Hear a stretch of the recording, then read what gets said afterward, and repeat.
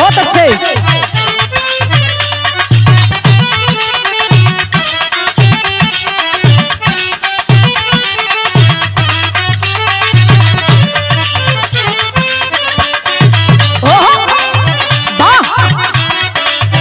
कोई जोड़ नहीं है। वाह वाह क्या बात है।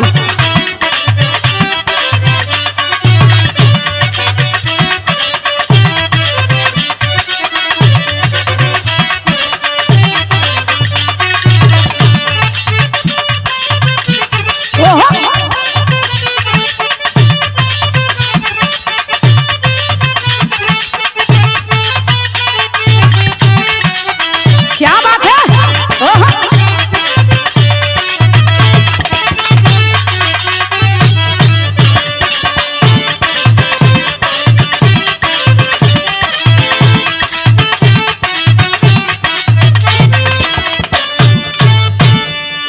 अच्छा बाबूजी, हम बिरहा गायिका रजनीगंधा सब भोजपुरिया भाई लोगन के पांव छू के प्रणाम करत बानी। बड़ा आप लोगन प्यार आशीर्वाद दिहिला मंच से लेके और तमाम चैनल कैसेट तक। ये बिरहा मुकाबला हमार बिरहा सम्राट बिजलाल यादव जी के साथ में बा और ये बिरहा के जेकरे देख रेख में बिरहा हम गावत बानी। दिल्ली के रहे वाला जोने चैनल से ही बिरहा जाई कंपनी के नाम बा, चैनल के नाम बा फटाफट कंपनी, प्रोड्यूसर के नाम बा आदरणीय केसी चौधरी जी और डायरेक्टर बाबू राघवेंद्र प्रताप सिंह जी।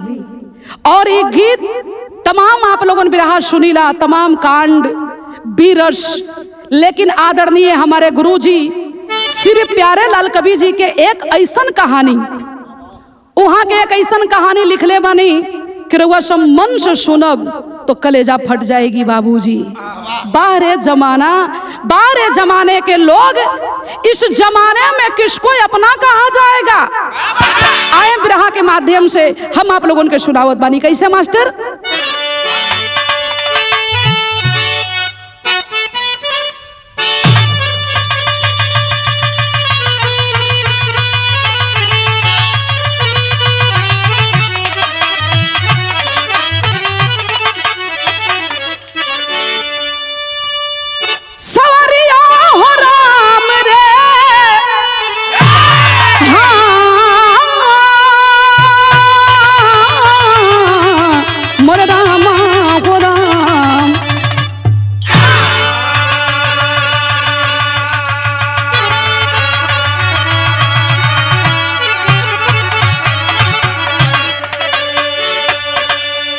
बिरहा के अंदर 4 लाइन भूमिका बा, 12 कवि के लेखनी।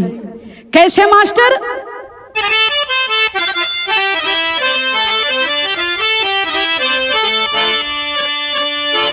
कि आज दुनिया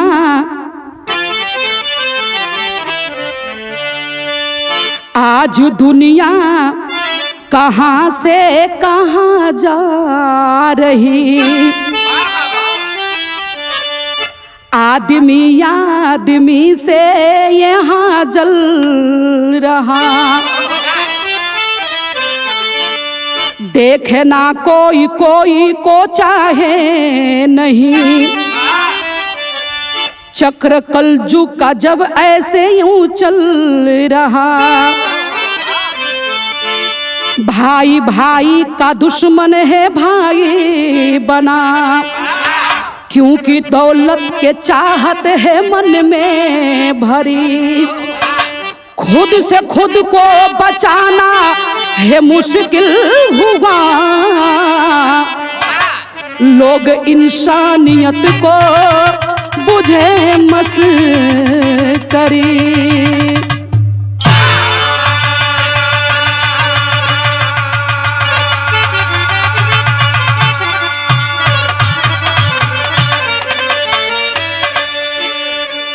बिरहा के अंदर एक लाइन गजल बा और ये गजल बिजलाल जी आप खातिन बा, चाहे कोनो प्रेमी चाहे प्रेमिका के बात बा, चाहे कोनो लड़की कोनो लड़का से कहतिया, जे पे रुआ सबके पड़ता लगी वही पे आप लोगन बैठा ले।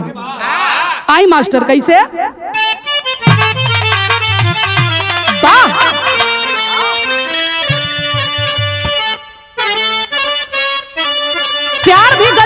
चीज होला। आय है मेरा दिल मेरा दिल तोड़ने वाला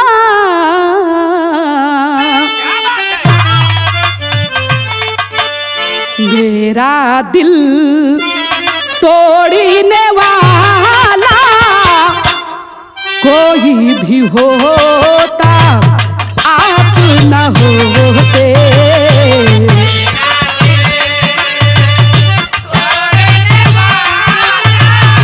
कोई भी होता आप न होते।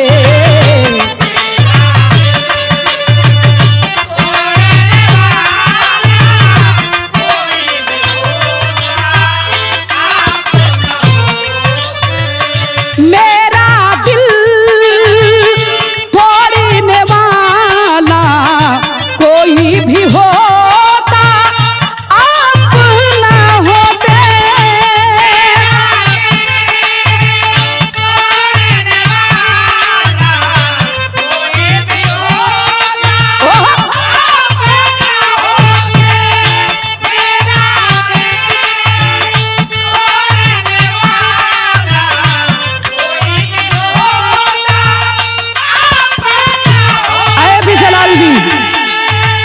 बिजलाल जी लाइन रुआ विशेष करके ध्यान दे के सुनी। मेरा दिल तोड़ने वाला कोई भी होता आप न होते।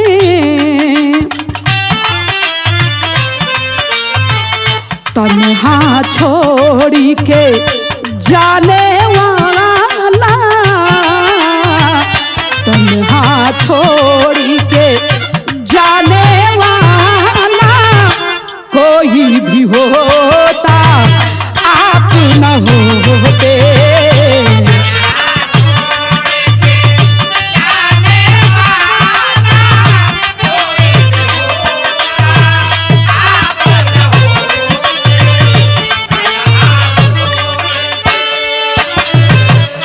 लेकिन बिरहा में कवि जी भाव लिखत बानी। आय हाय कितनी बढ़िया लाइन है, गौर करेंगे बाबू का नाम है कैसे। नफरत किया नफरत किया धीमे हमने जलते खुद शान को देखा। यही जमाना है किसको अपना कहा जाए। क्या बात है।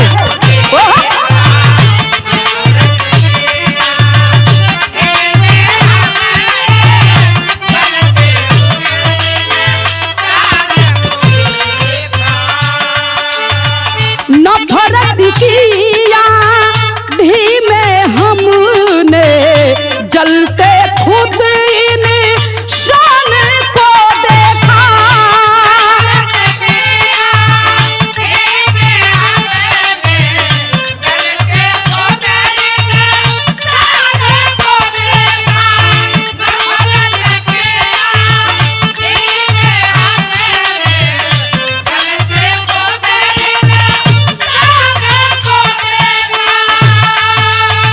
नफरत किया धीमे हमने जलते खुद शान को देखा।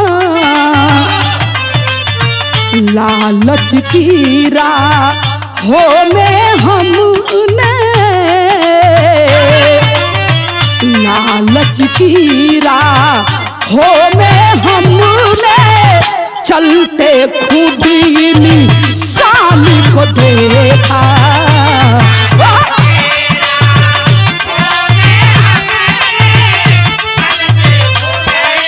क्या बात है।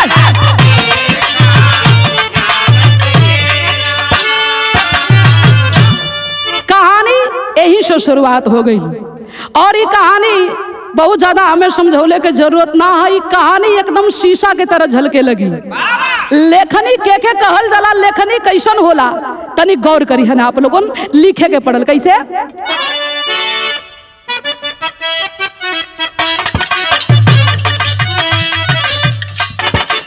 जिला हरदोई करमपुर की हकीकत है,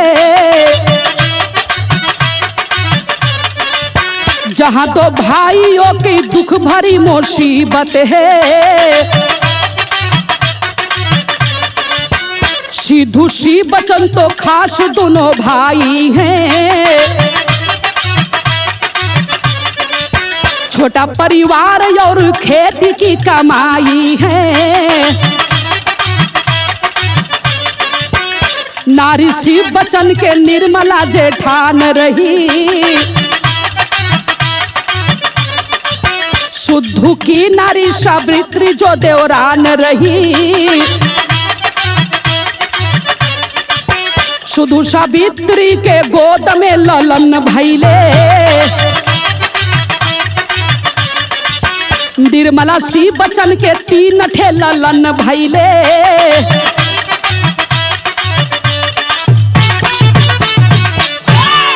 ए बाबू ये बात आप लोगों ने समझ ली।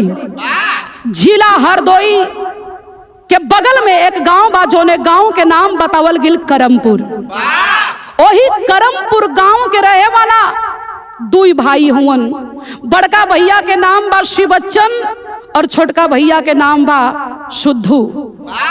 दोनों भाई और दोनों पत्नी में बड़ा मिलान हो, बड़ा पटत हो। बड़का भैया शिव बच्चन के पत्नी के नाम निर्मला बतावल गईल और शुद्धू भैया छोटका के पत्नी के नाम सावित्री बतावल गईल।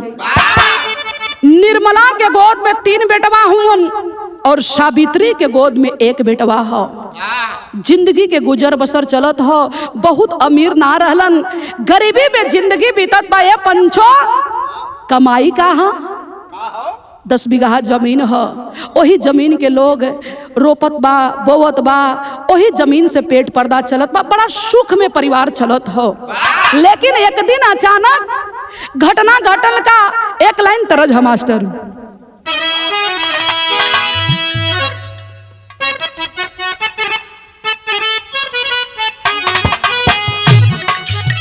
आदरणीय हमारे गुरुजी प्यारेलाल कवि जी के गीत लिखल हो। विजयलाल जी कोनो मेहरारू अपने राजा जी से कहतिया, कलश ठीक ना कैला, जाके वहरे उलट गईला, अइबा कि ना अइबा। मन तो ये करेला महेंद्र भैया कि पा जाइत ना तो जोनो तनी मनी 2-4 ठे अगवा के बरवा वो उपार ली। ये कहतिया का बढ़िया दिया हवे पिया के प्यार कोई,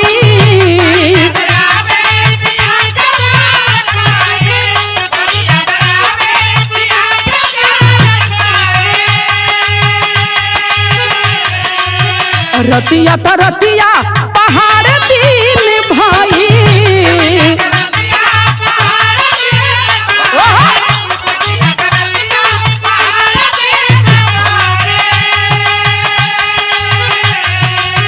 बढ़िया दिया हमें पिया के प्यार कोई, रतिया तो रतिया पहाड़ दिन भइल। का कहीं हमारा करे जदाल तोर के, का कहीं हमारा करे जदाल तोर के।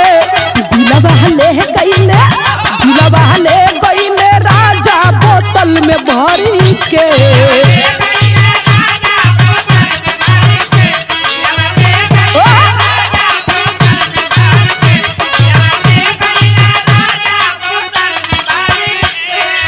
लेकिन कहानी से दिमाग ना हटे, परिवार बड़ा सुख में जियत बा। सावित्री और दोनों देवरान जेठान में, निर्मला में, सावित्री में बड़ा प्यार बा। लेकिन आए हाय हाय देखा ये बाबू, जकर बिगड़े के होला तो यही तरह बिगड़ेला। आखिर भइल का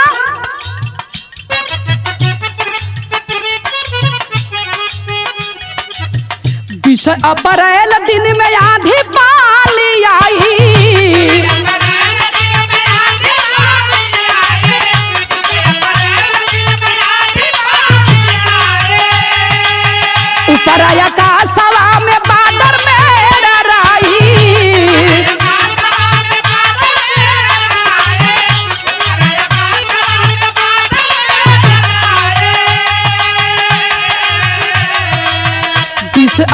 आयल दिन में आधी पानी आईल, ऊपर आकाशवा में बादल में राईल, गर्दा गर्दा भइल चारों ओर भर के, गर्दा गर्दा भइल चारों ओर भर के, हो लोगवा घर में, हो लोगवा घर में परैले आधी से डर के।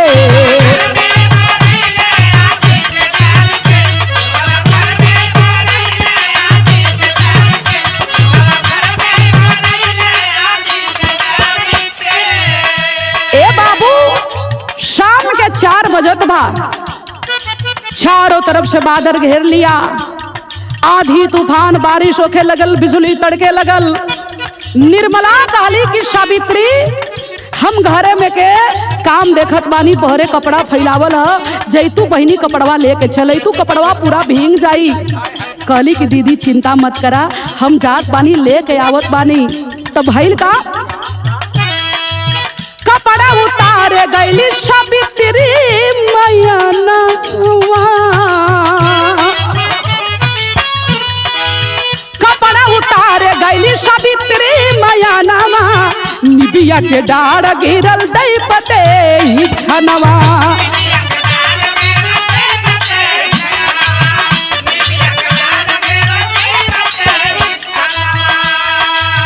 गिर गईली धरती के ऊपर पसार के, गिर गईली धरती के ऊपर पसार के, हो लोगवा घर में, हो लोगवा घर में परैले आधी से डर के।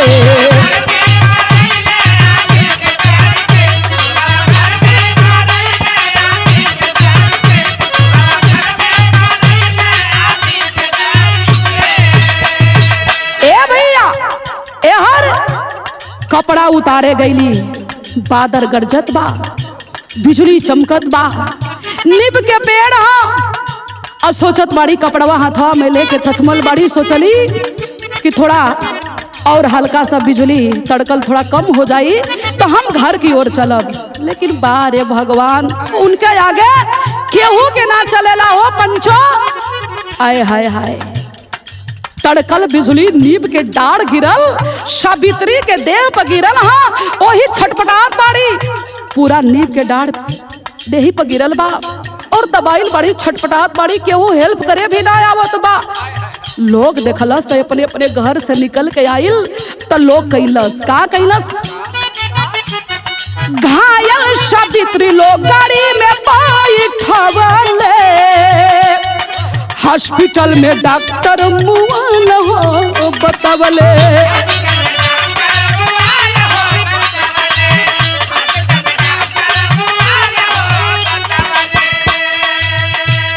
बिखर गइल सगरो सपनवा उजड़ के,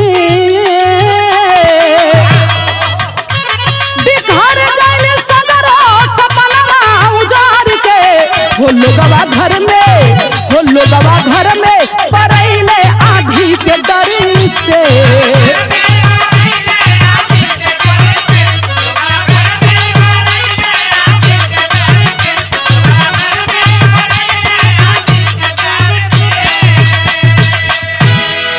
आय हाय बाबू, अगल बगल के लोग अइलन, गाड़ी मंगोलन, लोग कहे लगलन कि सिद्धू कहाँ हुवन। निर्मला कहली कि उ तो खेते में न हुवन। लोग भागल भागल गइलन, कलन कि भैया सिद्धू, अरे गजब हो गइल हो, तोरे पत्नी के देही पर नीब के डाढ़ टूट के गिर गइल बा, हालत बड़ा गंभीर बा, हॉस्पिटल हमन के लेके चलत ही जाए, आपो चला।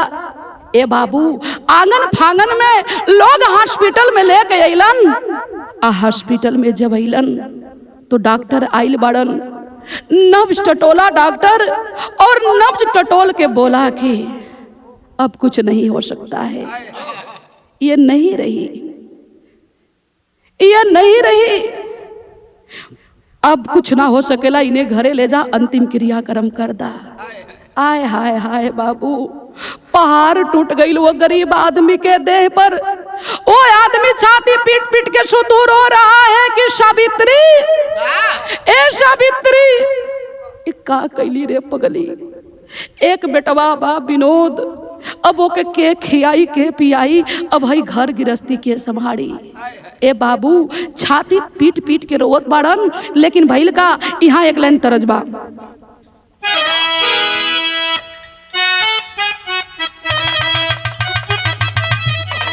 ये तरज ह।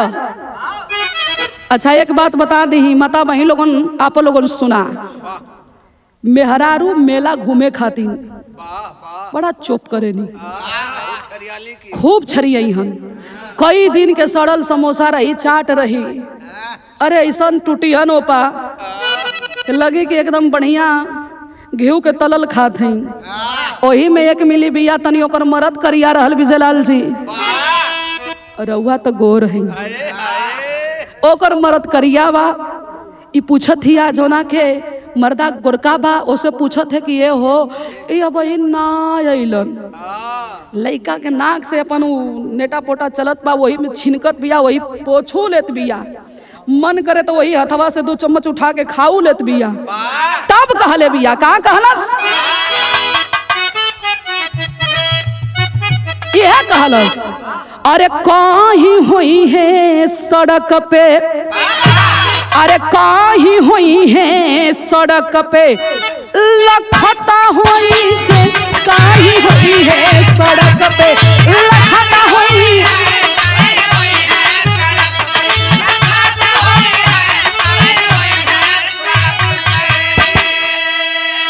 अरे कहीं हुई है सड़क पे लखता हुई है, अरे गाले डाल के रुमलिया हंसाता हुई है, गाले डाल के रुमलिया।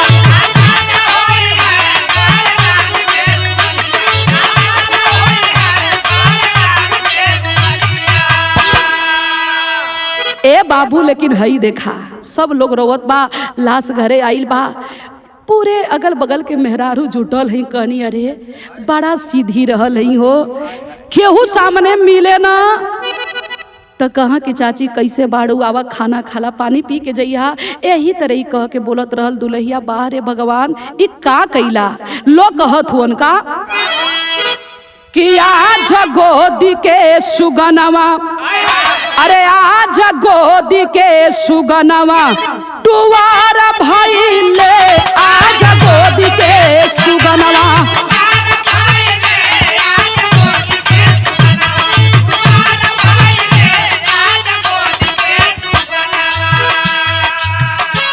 जियल सुधू बेचारू के,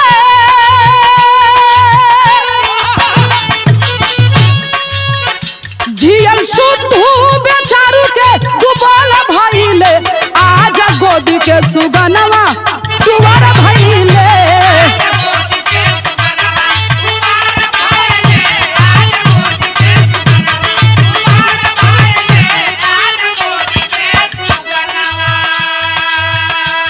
ए भैया तेरा ही बीत गई, धीरे धीरे समय 2 महीना के बीतल हो।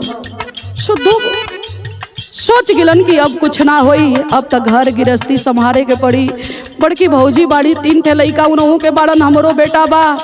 अब तक घर गृहस्थी में काम तक रही के पड़ी। खेते से काम करके आवत हुन, शाम के बेला नहर पर, नहर के पुलिया पर 3-4 आदमी बैठल हुन, तो इहे समझावत हुन, कहत हुन का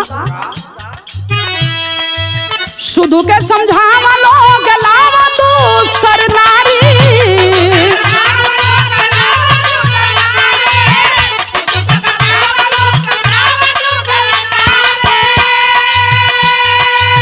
शुद्धू कहत हुन लइका पलाइब नहीं मैं भामा तारी।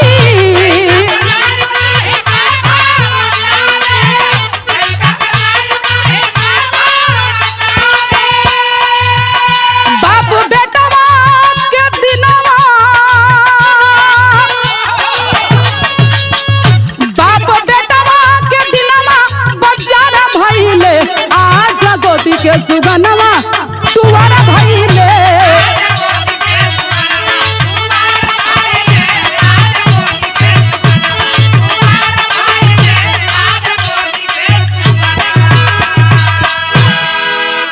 बैठा लेलन।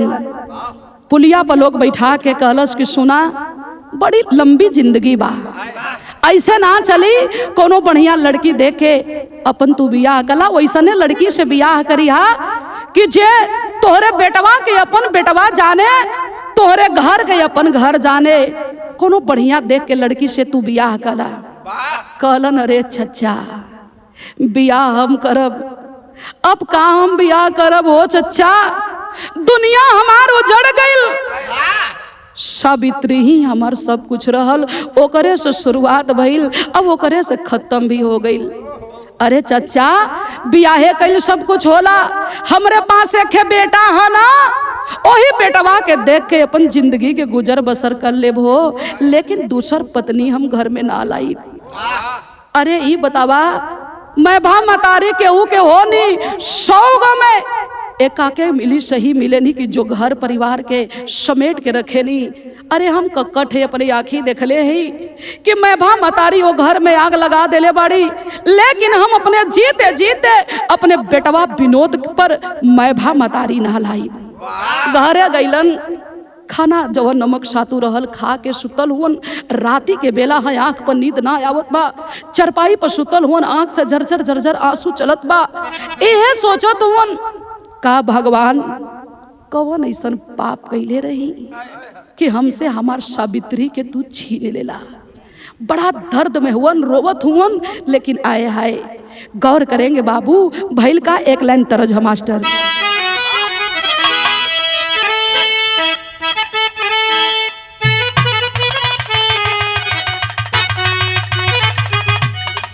माता बहिन लोगन गावेली, का गावेली मास्टर? अरे गंगा जी के ऊंचे बा अररियानु हो, अरे गंगा जी के ऊंचे बा अररियानु हो, जहवा बैठा बागवा।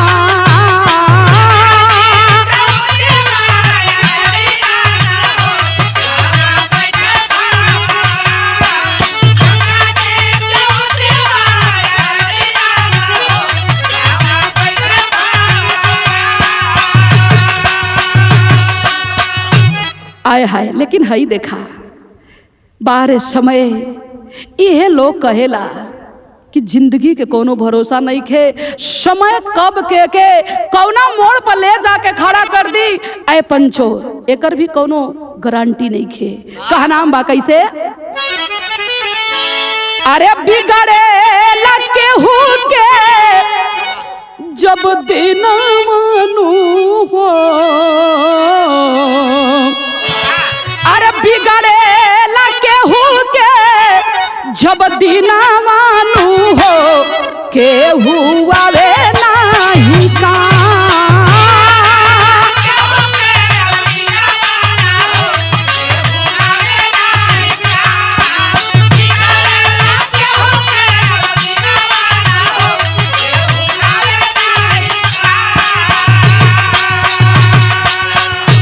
विनोद के सिद्धू बोलौलन, बोला के बैठौलन, कलन की सुना अब रोवा गावा मत, चेहरा तोहार बराबर उतरल रहत, हम जानत ही कि तोहार माही के कमी हम बेटा पूरा ना करब, लेकिन आगे के भी जिंदगी देखे के हाँ।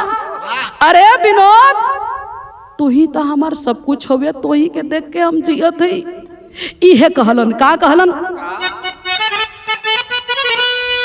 अरे बेटा बा विनोद के बाबूजी समझावा,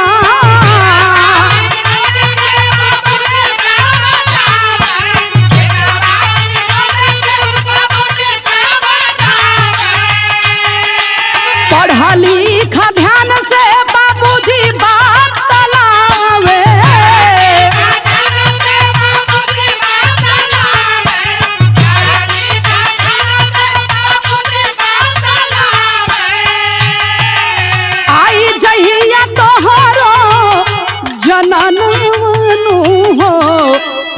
आई खुशियाँ तमाम। ए बेटा खूब मन से पढ़ा, खूब मन से पढ़ा, जवन चाहिए हम तुहार कुल कमी पूरा करब, लेकिन अपने माई के सपना पूरा करिया। तोहर माई के सपना रहल, सावित्री कहत रहली कि सुना बराबर डांटे ला न, पढ़ लिख के एक दिन बड़का आदमी बनी, तोहर नाम रोशन करी। बेटा अपने माई के सपना मत तोड़िए। ए बाबू विनोद के बुला के समझावत हुवन, तबले भइल का अरे सपना सजावत रहल बाबू जौन घड़िया,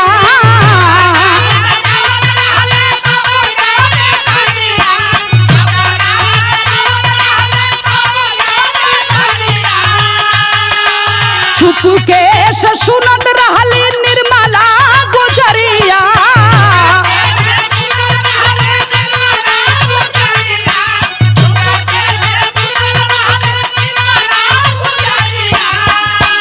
अरे ठान लिहल माना में, ठान लिहल माना में था नाना मानू हो करब निदिया हरा।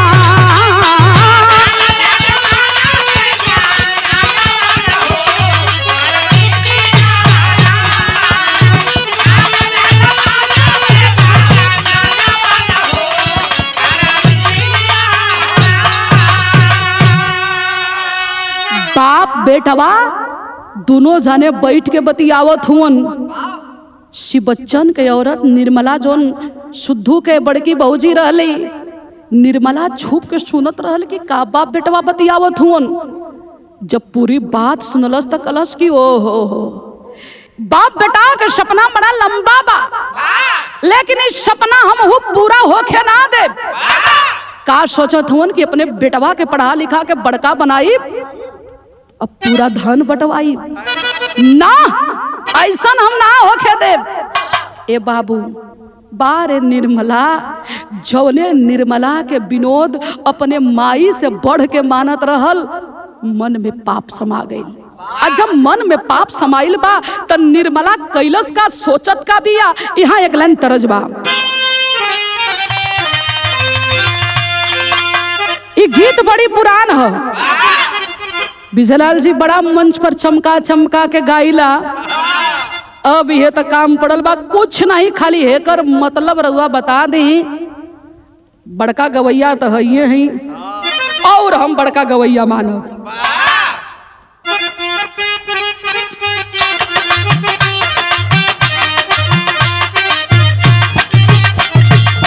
यह गीत बा, अरे ऊंचे पोखरवा के नीचे बघाट बंगला मन भावेला, बंगला मन भावेला।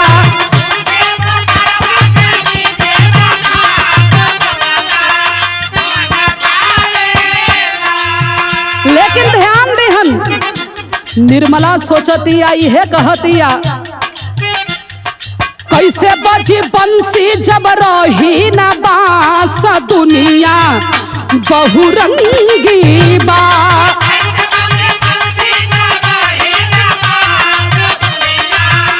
बहुरंगी बा,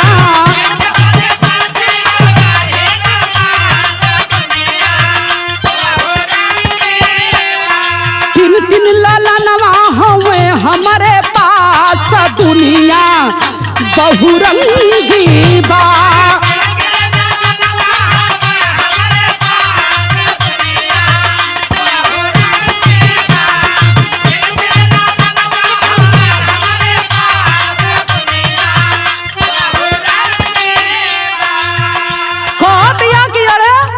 हमरा बोले 3 ठे लइका, कबो हम ई ना सोचले हो कब कि अन के पढ़ाई लिखाई बड़का आदमी बनाई।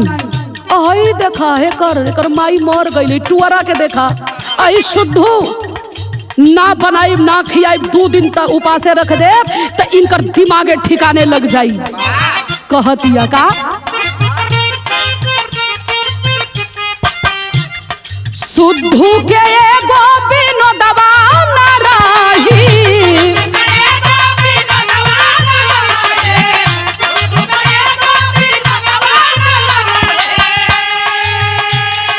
सगरो हिस्सा हमके दिली ताप नाही।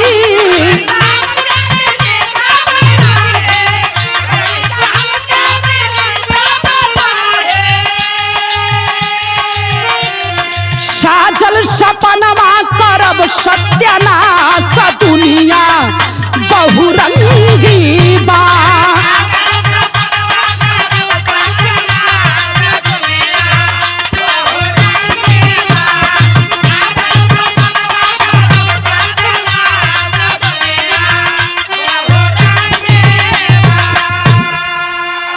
कहे कि हई देखा हो अब शिवच्चन के रात में गईल बिया, कपारे पतेल रखत बिया, गोड़ हाथ दबावत बिया। कलश की कुछ समझ में तो है ना आवत है। शुद्धू अपने बेटवा विनोदवा के बड़ा पढ़ावत हुन, हई तीन ठे यही तरह आवारा बन के घूमी हन। देखा अभी कुल हमसे बर्दाश्त ना होत बा। शिव बच्चन समझावत हुन कि तू पागल हो। अरे उनकर बेटा ना वो तोहरे बेटा है, विनोद हमार बेटा है। और आज के बाद ई जौन फालतू अपने दिमाग में सोचत हो ई कुल दिमाग से निकाल दिया। सोच गिल कि अरे ई हो हमार बात नहीं खन मानत, तो हम ही के कुछ ना कुछ करे के होई। दौलत के खातिर वो पापी नागिन बन चुकी थी। रात के बेला हाँ बुला के खियावत बिया, कितना प्यार देत बिया। खाना खियौलस, विनोद के दूध देलस, कपारे पर तेल रखतिया आ कहलस कि सुना हे ही घरवा में आराम करा, सुता बरे मत सुता, आ चिंता मत करा, कोई चीज के जरूरत हुई तो हमें बोलैया। आज विनोद एक बात तो के हम समझाई, तू अपन हमें माई मनी है रे, बड़की माई जाने ले का हम जन्म ना दिले ही तो का भइल, लेकिन हम तुर माई है रे बेटा। आय हाय हाय, विनोद के का पता रहल कि जेकरे बोली में इतना मिठाई बा, आखिर वो हमरे संगे करी का। भइल का टेरी के अंदर भाव है मास्टर।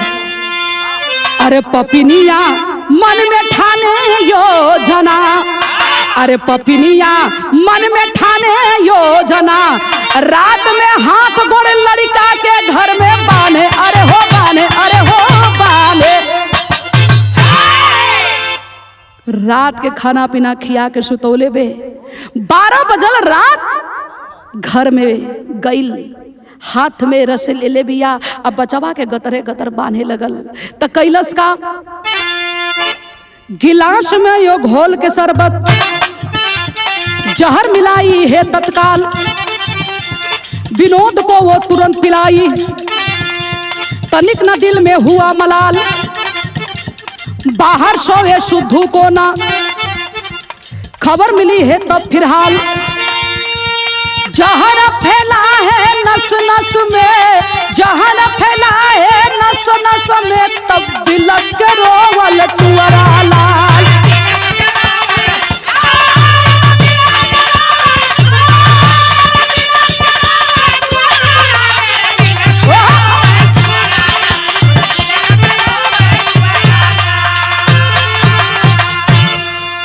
ए भैया रात के बेला बाहो बाबू, पहले शरबत घोर के आ वही शरबत में पपिनिया जहर मिला देलस, आ जहर ले जाके कलश किए बेटा रात हो गई बा, ये गिलास शरबत पी ल, मन भी ठंडा रही, पेट भी ठंडा रही। का जलस के हमार माई हमारे संगे का करतिया, शरबत के पी लिया वो विनोद, और पी के बेहोश पड़ल बा, हल्का हल्का होश बा। लेकिन ये बाबू विनोद आखिर कहत का बाटे, भावा मास्टर।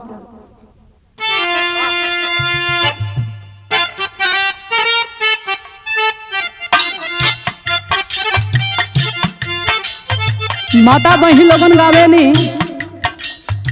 आप लोगन तो जानत मानी, खाली एक लाइन बता दे तनी, उहे गीतिया बा। माई काहेली बेटी तुवरे बिया हो, लेकिन हई देखा लइका भा रोवत बा विनोद, आय हाय ये कहत अंग अंग टूटे लायगिया, फूके करे जावा में, अंग अंग टूटे लायगिया, फूके करे जावा में, आ रही रही जिभिया बहरी या हो।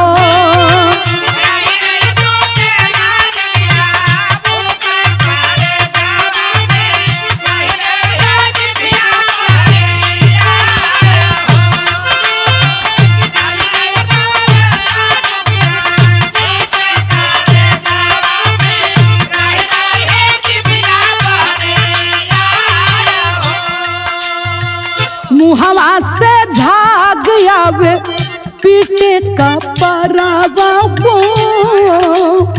मुहवा से झाग आवे पीटे का परावा हो, ना सुतल बैठल रही जाय हो।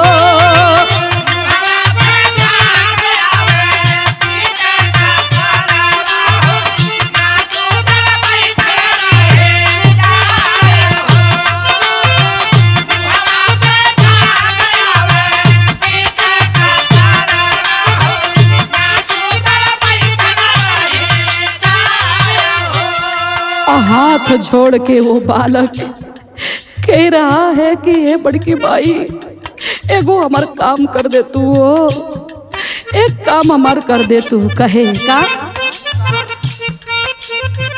ए बड़की माई हम क्या पानिया पियाई दे तू, पापा जी सुतल दुआरे उनके बोलवाई दे तू। तब कहतिया चुपचाप घरवा में सूता दो गलबू हो, चुपचाप घरवा में सूता दो गलबू हो, कहे बेला नावा दे खाया हो।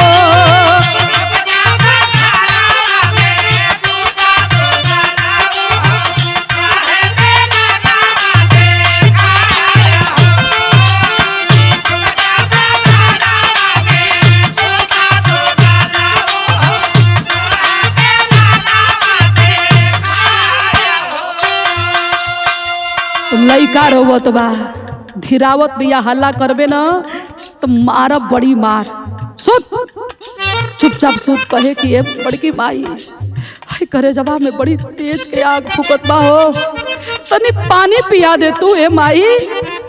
तो से ना सपड़त ना तो दोरिया पर पापा सुतलवन बुला दे तू, लेकिन वो पापी नहीं मानी बाबू। आखिर लइका कैलस का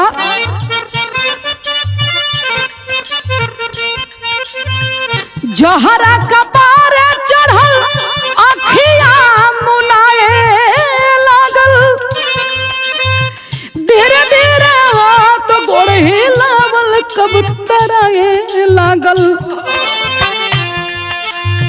छोड़ के हाथ गोड़ और मासा के ठठरिया हो, छोड़ के हाथ गोड़ और मासा के ठठरिया हो, गोगिल पारा नावा पारा हो।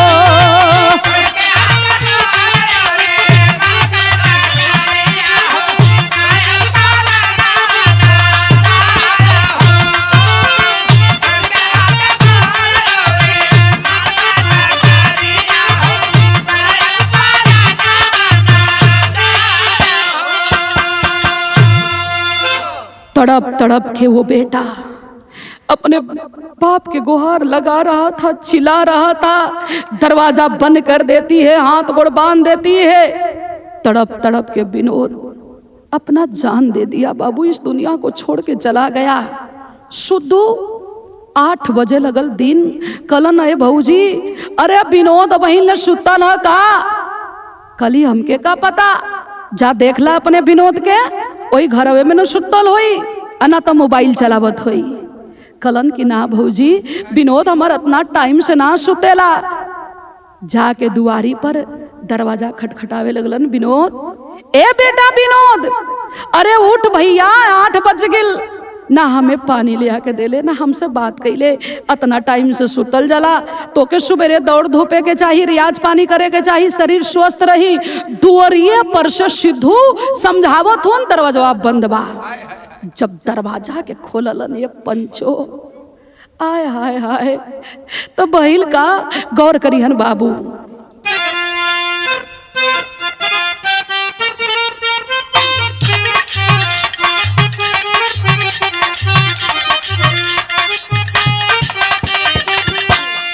इहे कहत हुन, कबले तू सुतल बारा हम रोसुगानावा, अरे हम रोसुगानावा हो, देखा हो गइल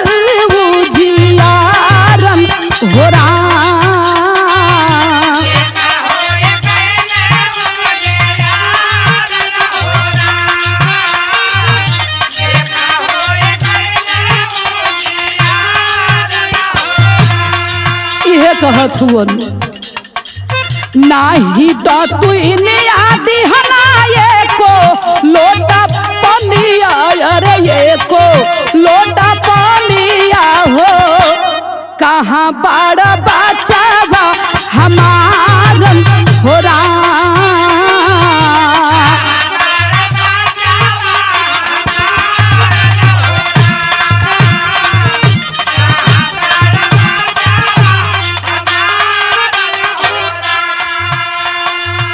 रोवत हुआ तब पजरे जब जाके देखलन ठंडी पूरा देहिया, अरे ठंडी पूरा देहिया हो रोवेलन करे जावा के फारन हो रहा।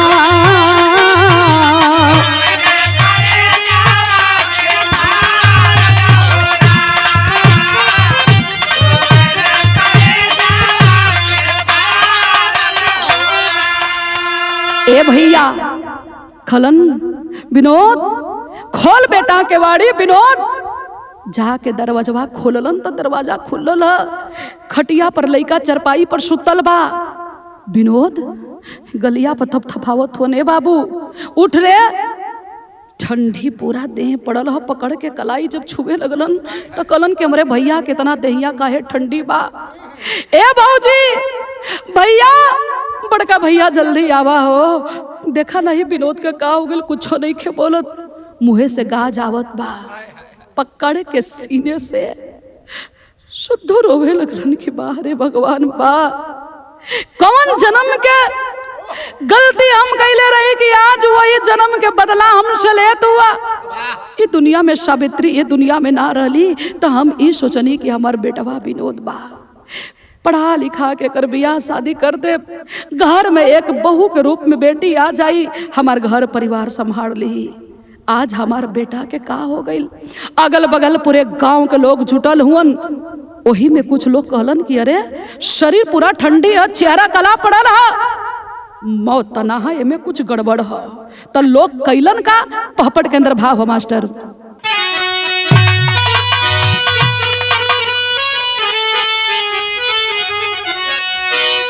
गांव के दिहले चौकीदार खबरिया थाना आइल बा, अरे आए दरोगा या पल्ले लश्करिया थाना आइल बा।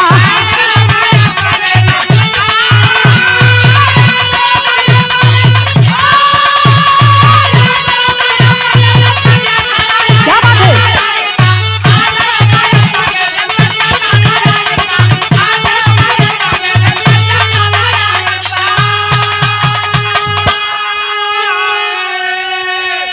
मुंह में झांक देखत बबुआ के शंका गइल समाई हो, दिए लाश को तुरंत दरोगा चीर घर पहुंचाई हो। अरे जहर जहर भींगल पूरा शरीर या थाना आइल बा। निर्मला फोन करके पुलिस बुलवलन, दरोगा जी एसो साहब आइल हुन, पूरे गांव के लोग इकट्ठा जुटल हुन, सबके बुलावल गइल। बड़का भैया शिव बच्चन के रोवत रोवत हालत खराब बा। कलन साहब हम का कही हो, 3 बेटवा ना हम अपन 4 बेटवा मानत रही, हम कहा बताई कि हमरे बचवा के का हो गइल। सिद्धो रोवत हुन। निर्मला के ऊपर जब नजर पड़ल तो दरोगा साहब बुला के पूछ रहे कि खाना कौन दिया था। कल साहब खनवा तो वही दिले रही। बात में चोरी पकड़ाए लगल। पूरे घर में जब छानबीन होखे लगल, पूरा घर के चेक कैल गइल। कूड़ेदान में जहां कूड़ा उड़ा कुल फेंके रखे, वही कूड़ेदान में जहर के शीशी निकल गई। और जब जहर के शीशी मिलल है बाबू, दरोगा साहब के हाथ में जहर के शीशी जब आइल तो पूछत होन कि ई कहा, ई जहर के शीशी आइल कहाँ से। शिव बच्चन रोवत होन कि साहब आपके जवन सजा देवे के हाँ हमें देला, लेकिन ये साहब हम काहे बदे मारब हो, वो हमार करेजा के टुकड़ा रहल तो हमरे भाई के बेटवा ना, लेकिन हम अपने बेटवा से ज्यादा मानत रही साहब। निर्मला के बुला के और कहते हैं कि सच सच बता दे, ना तो मेरे पास सच उगलवाने का भी अलग तरीका है। जान गई पपिनिया कि अब लोग ना छोड़ी हन, तब हिल का आल्हा के अंदर भाव है मास्टर।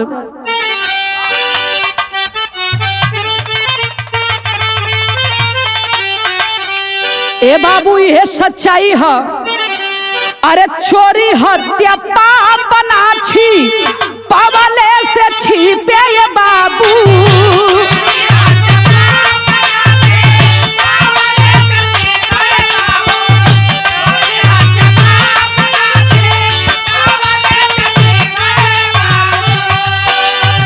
महिला पुलिस मरलस 4 थप्पड़ के चला,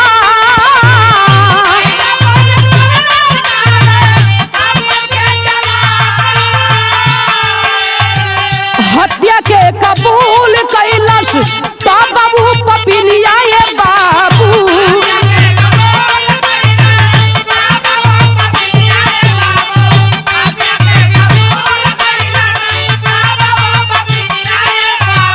दिहनी विनोद के हो हम ही मुआ,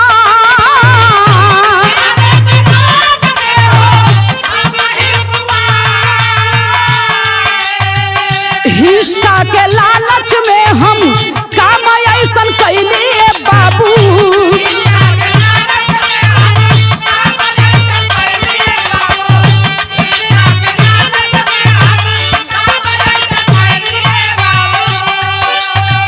बाप बेटा एक दिन बाटी यावत रहले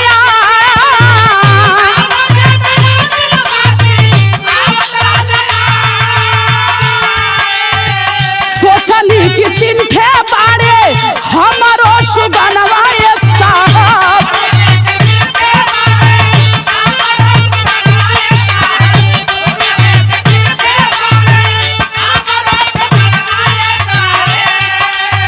ले हो विनोद आधा हिस्सा हाथिया,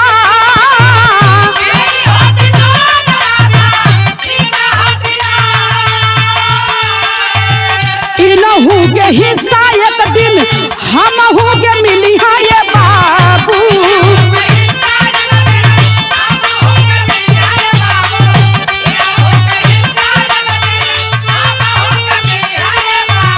दिहलस जमीनी आई मनवा डोला,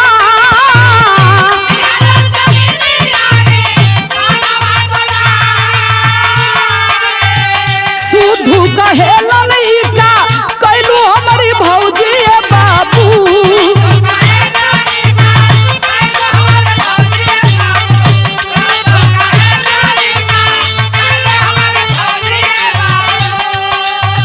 पावलू कटुआरा के हमरे मुआ,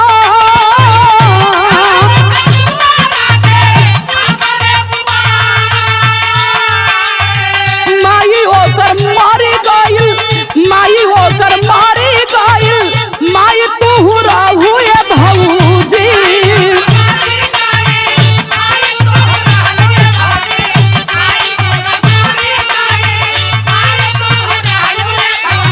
माई वाला ममता के दिहलू जला,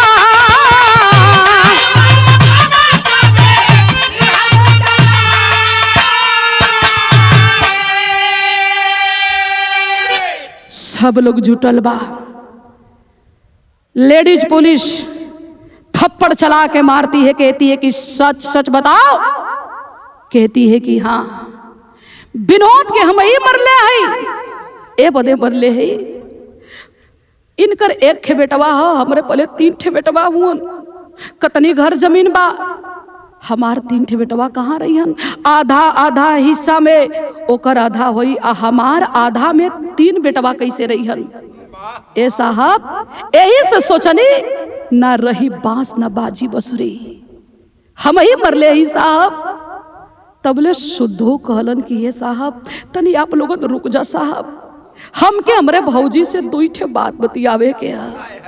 कलम भौजी अगर तोहे हिस्सा चाहत रहल, खेत चाहत रहल, घर चाहत रहल, एक बार तू हमसे कह देले हो, तू हम 4 हिस्सा लगौले होती, चारों हिस्सा पर तू खुश ना रहलू ना तो कह देले हो तू हम अपने बेटुआ के लेके अपने बचौआ के लेके कहीं भीख टुकड़ा मांग के जी ले होती। ऐसन काहे कैलू हो भौजी? ओकर माई तो मर गिरल, लेकिन विनोदवा कहे ना कि पापा जानत हुआ माई के मरल बड़की माई अखरे ना देवेली। हमरे संगे ठीक ना कैलू भौजी, हम कौन गलती कैले रही? ए बड़का भैया कौन गलती कैले रही भैया? जबले तू ना खाला तबले हम कबो ना खाई। कहिला पहले बड़का भैया खइयन तब हम खाई। आज भैया उहे तपस्या के फल हमें मिलल है कि हमरे बेटा के मुआ देनी भौजी। ठीक बा, कुछ ना कहब, एक काम हम जरूर करब। आज ना करे दी हैं लोग, है गौवा के लोग ना जितना लोग जुटल है ना ये लोग ना करे दी हन, साहब आपो ना करे देबा, लेकिन एक काम तो हम करब जरूर। लोग पूछत हुअन सिद्धू का करबा बेटा? कहे कि ये चच्चा भैया पूरे गौवा के लोगों के हथवा जोड़ जोड़ के कहे कि ये बतावा अब हम क्या करे बदे जियब हो, क्या करे बदे जियब? आज ना तो काल आत्महत्या जरूर करब। हम वो मरब लेकिन जियब ना। भौजी सब कुछ तू लेके रहा। दरोगा जी जब लेके जाए लगलन तो कहला ए साहब रुक जा, अब वही ने एक काम अधूरा है, ओके हमें तो पूरा कर लेवे दा। आखिर बड़का भैया शिव बच्चन कैलन का भाव है मास्टर। मारे सर पे रमतान के ओह बांध के ससिया, अरे संग भक्ति जावा के हत्यार इनके जाई लसिया।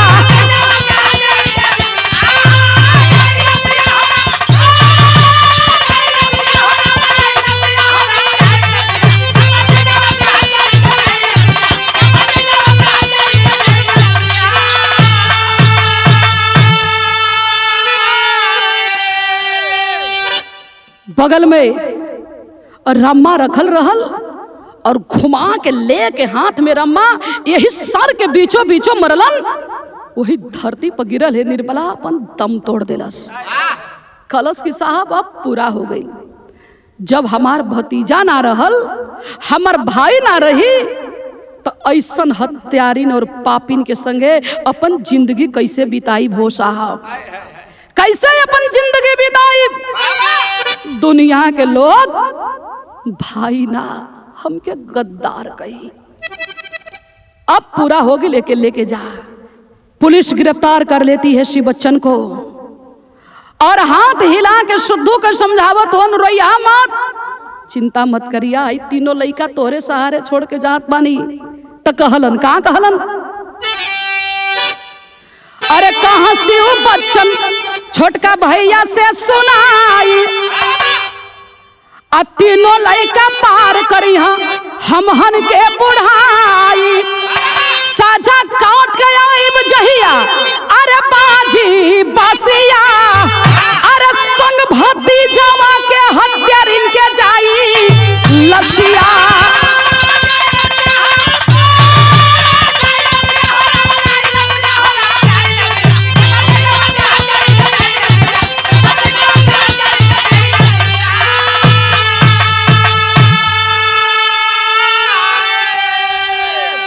ये रहा बाबू एक परिवार की कहानी। हर घर में भगवान परिवार देले हुअन, भाई भाई देले हुअन, लेकिन हाथ जोड़ के निवेदन करब कि दौलत के चाहत में कोई ऐसा कदम मत उठा लिया हो बाबू कि जौना से पूरा परिवार बिखर जाए।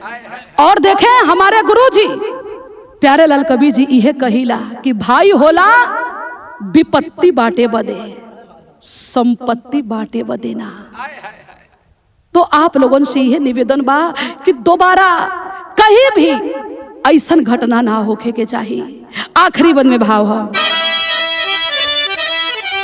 गुरु बिहारी गुरुपतु सब लोग हुए गमगीन, कहे सुखनंदन लालच में एक गैली सितारा छीन। अरे पपिनिया मन में ठाने योजना, रजनी प्यारे लाल सारा